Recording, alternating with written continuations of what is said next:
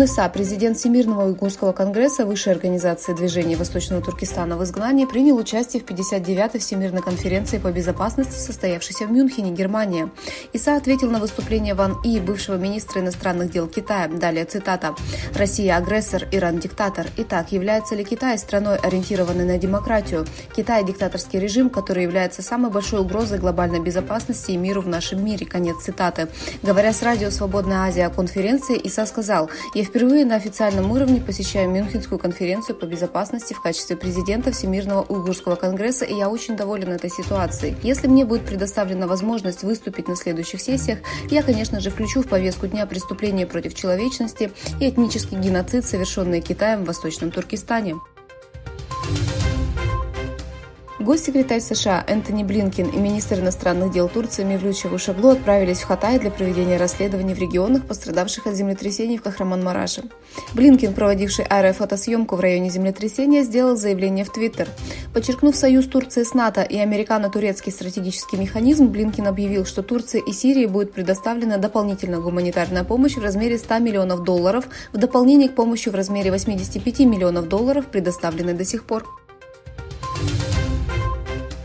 Ван И, высокопоставленный китайский дипломат и директор Центральной комиссии по международным отношениям Коммунистической партии Китая, призвал Евросоюз укреплять сотрудничество с Китаем для глобальной стабильности.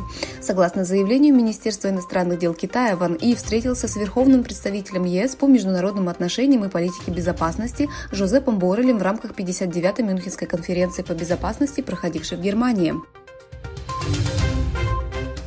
Госсекретарь США Энтони Блинкен заявил, что Китай может поставлять России оружие и боеприпасы для войны в Украине.